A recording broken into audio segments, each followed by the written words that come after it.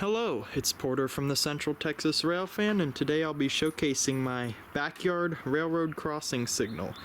I've had this installed for almost a year now, but I've finally tidied the area up around it and made some changes that make it worthwhile of showing in a formal video. It's a pretty simple setup meant to mimic a standard gateless railroad crossing signal. However, there are some notable differences from an authentic one. Most notably, there is no signal base which the conduit would come into and have a terminal for the wires. Additionally, the pole is made out of PVC pipe spray painted silver. I could not source a real metal pole. There's one pair of lights on this signal, being a pair of Modern Industries lights. These originally had 24-inch backgrounds, but I swapped them for some 20-inch backgrounds recently, just because I believe they look a little nicer. These lights come equipped with LEDs. I believe they're made by Miller Ingenuity.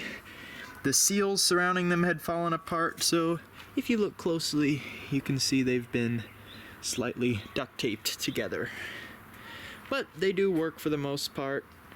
A few LEDs are dead, but other than that, given their age, they work well. Obviously, these lights are mounted on a Modern Industries junction box. Here's a crossbuck that I have. It is not mounted to a bracket like they typically are in the wild. This one's mounted directly to the pole. I did not have a bracket. And then finally, last but not least, we have my mechanical bell. This is a Western Cullen Hayes 333 mechanical bell, although I do change this out occasionally, so future videos will feature different bells. Now, as we walk back, you can see my US&S R2 wayside signal head and the control system for this crossing signal. It's definitely nothing fancy, definitely nothing railroad grade or anything that you would see in the wild. This is a simple backyard setup after all. We have a 12-volt battery and critically a flasher relay. This is a genuine flasher relay. It's solid state, so unlike the glass insulated ones you'll typically find on the railroads, this one doesn't have any moving parts. A lot cheaper and a lot more reliable for this simple setup. And then we have a simple toggle switch, which I will demonstrate now.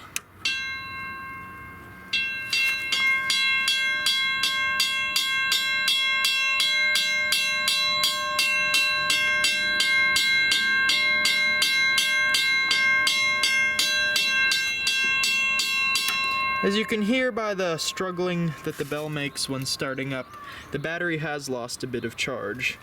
I have found this to be quite a problem, and I will be working on ways to address this soon. Now finally, you can see where I have these wires quite improperly spliced in. I do plan on improving this with due time. And then a conduit running the length to the signal. It goes underground here and then up the mast. Anyways, that is my backyard railroad signal setup. Stay tuned for future changes and videos to and of this signal setup. Thank you for watching.